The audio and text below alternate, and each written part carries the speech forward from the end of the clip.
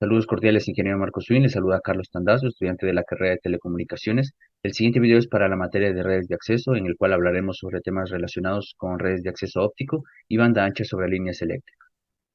Las redes de acceso óptico se basan básicamente en la fibra. Debido al gran ancho de banda y a la baja atenuación que ésta presenta, se ha desplegado ampliamente para varios tipos de redes. Aunque la fibra óptica es un medio ideal para los sistemas y redes de comunicación de alta velocidad, el coste de su despliegue se considera prohibitivo en el área de acceso, y los cables de cobre siguen presentándose como la mejor opción en el mercado actual. Sin embargo, las recientes aplicaciones que se han ido presentando han superado por mucho el ancho de banda que poseía el cable de cobre, por lo cual se ha visto superado por la fibra óptica, ¿no? Las tecnologías FTTX se convierten entonces en una competencia directa para los cables de cobre, de las cuales ya hablaremos un poco más adelante.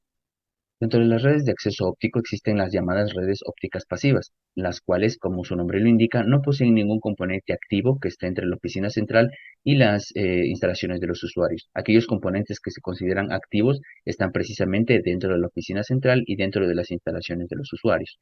Esta imagen que se presenta a continuación nos muestra cómo funciona una red óptica pasiva. Desde la oficina central sale una fibra monomodo estándar, la cual llega a un divisor de potencia óptica pasiva que divide pues la fibra que le llega a la cantidad de usuarios existentes. Se une cada uno de los usuarios con este divisor de potencia con una fibra monomodo también. La distancia que puede recorrer desde la oficina central hasta el divisor va desde los 10 a los 20 kilómetros. Hablando de temas un poco más técnicos, en la oficina central, un terminal de línea óptica, o llamado también OLT, como se muestra en la imagen, transmite los datos de bajada o de descarga utilizando una longitud de onda de 1490 nanómetros, y el video de difusión se envía a través de una longitud de onda de 1550 nanómetros. En el extremo del usuario, en cambio, una unidad de red óptica, o llamada ONU, como se observa en la imagen, también llamada terminal de red óptica o ONT, transmite los datos de subida a una longitud de onda de 1310 nanómetros. Dentro de las redes ópticas pasivas, para evitar colisiones, la transmisión ascendente utiliza un protocolo de acceso múltiple, es decir, un acceso múltiple por división de tiempo, para asignar franjas horarias a cada usuario. La ONU, que era lo que se encontraba en la parte del usuario, puede estar situada en una casa, una oficina, un armario, en la acera o en cualquier otro lugar. Así surge la llamada fibra hasta la X, o FTTX, que era de lo que vamos al inicio, que eran las tecnologías que se están utilizando en la actualidad, ¿no? Esta X dependerá de hacia dónde vaya conectada la fibra. En el caso de, por ejemplo, vaya pues a un armario, a una acera o a cualquier otro lugar. Por ejemplo, FTTH significa Fiber to the Home, que home en inglés es casa, entonces a eso se refiere FTTH. Por ejemplo, para FTTC, que es company, que es para una empresa, por ejemplo, entonces esa X cambiará dependiendo hacia dónde vaya conectada la fibra.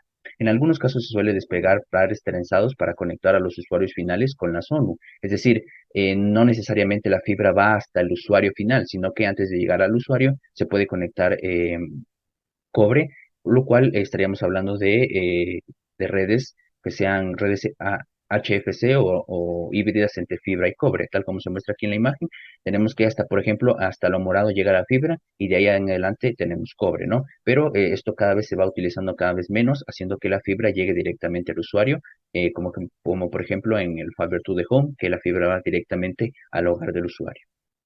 A lo largo del tiempo se han desarrollado normas para las redes ópticas pasivas. En los años 90, los proveedores de servicio de telecomunicaciones y los vendedores de equipos de sistemas forman un grupo de trabajo conocido como FSAN, o Full Service Access Networks, con el objetivo común de desarrollar redes de acceso a la fibra de banda realmente ancha. De esta forma nacen los estándares PON, que se encuentran ilustrados en la siguiente tabla, y de los cuales revisaremos un poco de información acerca de cada uno. Primeramente tenemos las redes APON, las cuales toman su nombre del servicio ATM, o el modo de transferencia asíncrono, el cual fue el primer estándar PON. Entonces, APON se basa en ATM y por ello se denomina también ATM PON.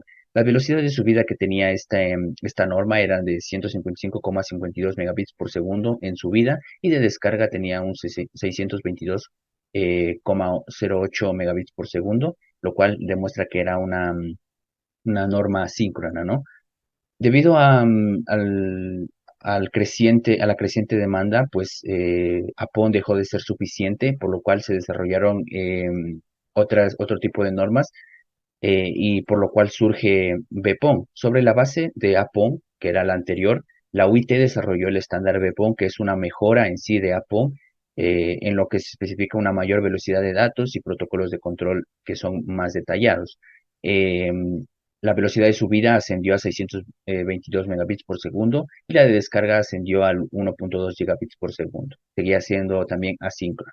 A partir del año 2001, el grupo FSAN desarrolló un nuevo estándar denominado Gigabit PON o GPON, el cual adopta GME, que es un método de encapsulación GPON, para soportar diferentes protocolos de capa 2 como ATM y Ethernet, por lo cual proporciona una mayor eficiencia que las tramas Ethernet. En este caso, GPON llegó a ser ya síncrono, es decir, tenía la misma velocidad tanto de subida como de descarga y manejaba velocidades de 2.4 gigabits por segundo, lo cual pues es claramente una mejora con respecto a BPON.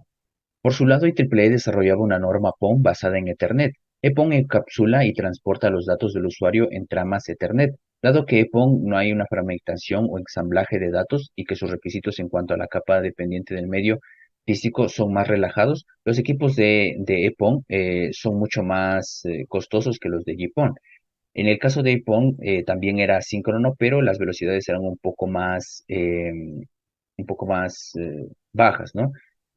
Hablamos de 1.5 gigabits por segundo.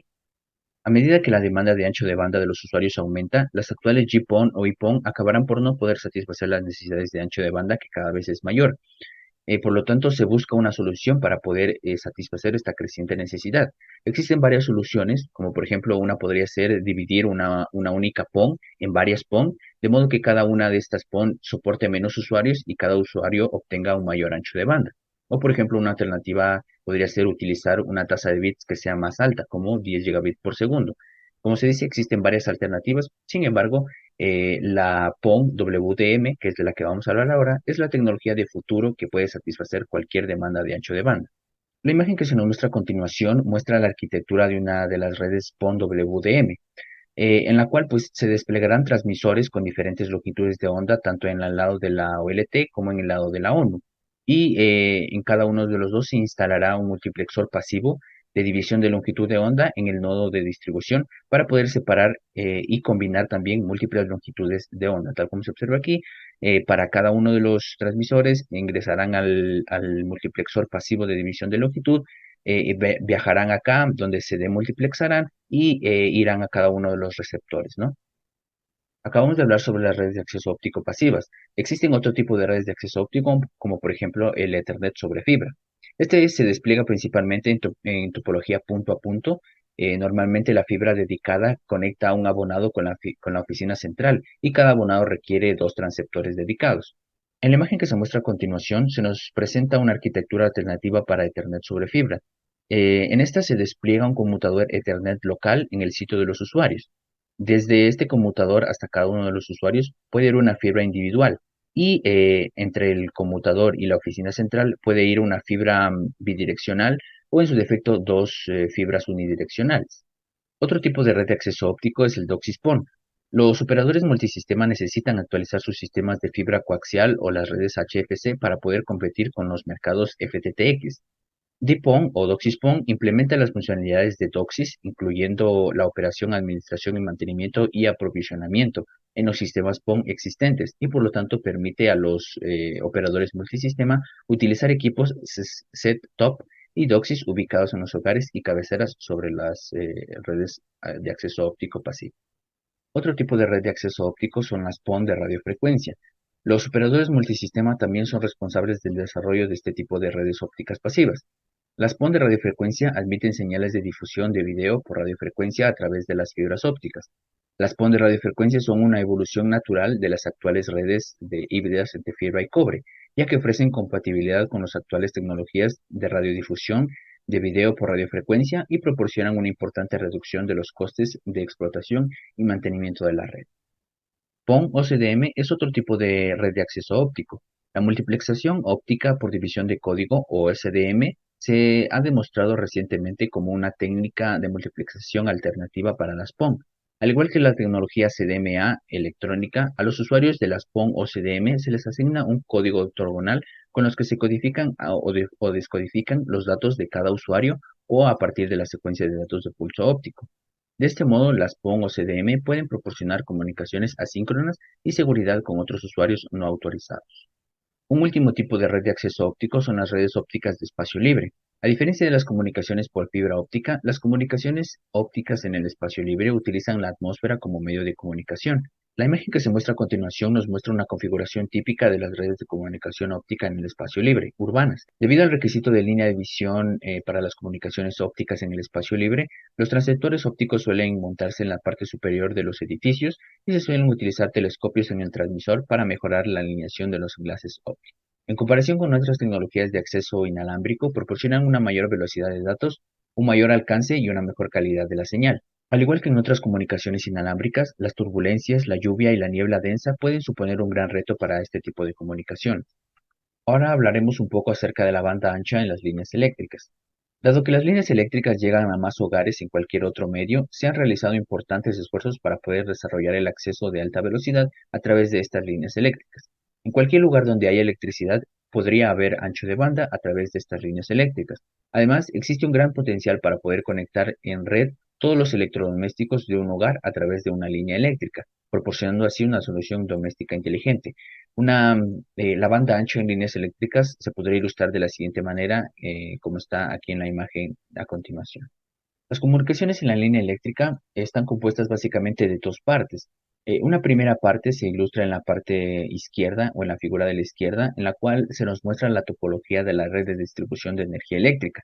La energía trifásica, que es generada por una central eléctrica, entra en una subestación de transmisión donde la energía trifásica generada por los generadores se convierte en tensiones extremadamente altas, de aproximadamente 155 a 765 kilovoltios para su transmisión a lo largo de la distancia por la red. En la imagen de la derecha, en cambio, se nos muestra la parte de la transmisión de datos, en donde cada uno de los edificios o casas existe un tambor transformador el cual está unido al poste de electricidad. Este reduce la media tensión, normalmente de los 7.2 kilovoltios, a la tensión doméstica que va de los 110 a los 240 voltios. La banda ancha a través de las líneas eléctricas utiliza precisamente las líneas eléctricas de media tensión para poder transmitir datos desde y hacia cada una de las casas, como se muestra en la figura, ¿no? Si esta casa de aquí pudiera comunicarse con la de acá, pues utilizará estas líneas eléctricas para poder realizar esa comunicación. Para poder realizar este tipo de comunicaciones existe el módem VPL. Un módem VPL se conecta a una toma de corriente común en la pared y envía y recibe datos a través de una línea eléctrica. En el otro extremo, el módem VPL se conecta a ordenadores u otros dispositivos de red mediante cables Ethernet. Se puede utilizar varios esquemas de modulación para las comunicaciones por línea eléctrica, como por ejemplo ASK, FSK, DMT, DSSS y OFDM. Las modulaciones DSSS o UFDM son las más preferidas en los modernos modelos de modem VPL, ya que son más robustas a la hora de manejar las interferencias y el ruido. Sin embargo, existen algunos retos que tiene que superar este tipo de comunicaciones. VPL es una tecnología prometedora, pero el desarrollo es relativamente lento en comparación con la DSL y el cable. Algunos de estos retos de los cuales hablamos son los siguientes. Por ejemplo, la línea eléctrica no es un medio muy bueno para la transmisión de datos. Otro reto es que debido a que las líneas eléctricas están formados por cables no trenzados y sin apantallar, su gran longitud las convierte en grandes antenas que emiten señales de radiofrecuencia e interfieren con otras comunicaciones de radio. Un último reto, por ejemplo, podría ser que una línea eléctrica es un medio compartido que limita el ancho de banda entregado a cada uno de los usuarios y plantea problemas de seguridad para las comunicaciones privadas. Luego de la investigación realizada, podemos concluir que a pesar de que el cobre sigue siendo uno de los medios de conexión más usados y eficientes, la creciente demanda de un mayor ancho de banda lo ha ido dejando relegado ante la fibra óptica, que presenta cada vez más y mejores opciones de conexión, como las redes ópticas pasivas o como las tecnologías FTTX, la cual acerca la fibra cada vez más al usuario, haciendo que el cobre tenga que cubrir distancias cada vez más pequeñas. Otra conclusión es que algunos de los retos que tiene que sortear la tecnología VPL le quitan tal vez un poco de atractivo con respecto a otras tecnologías de acceso. Sin embargo, VPL es por lejos aquella que podría permitir llevar la conexión o acceso a Internet a casi todos los rincones del mundo, ya que al moverse por la línea eléctrica llega a casi todos los sitios donde llegue la energía eléctrica.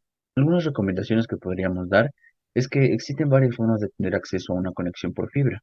En esta presentación revisamos algunas de ellas. Cada una tiene sus ventajas y sus desventajas. A su manera, cada una de ellas nos ofrece una u otra característica diferencial. Por lo tanto, es recomendable saber escoger bien cuál de las diversas formas se adapta mejor a la aplicación que nosotros tengamos en mente, tomando en cuenta la dificultad de despliegue, el presupuesto y hacia qué público va dirigida. Otra recomendación es en dado caso de optar por el acceso a Internet mediante VPL, es recomendable tomar en cuenta los principales desafíos que tiene esta tecnología, ya que puede afectar al rendimiento que esperamos obtener. Conocer cuáles son las limitaciones de las líneas eléctricas es esencial para, en base a eso, saber cuál es la capacidad que podemos alcanzar. A continuación se muestra la bibliografía de donde se obtuvo la información para realizar este video. Y sin más, les agradezco por su atención. Espero que los temas hayan quedado bastante claros. Gracias.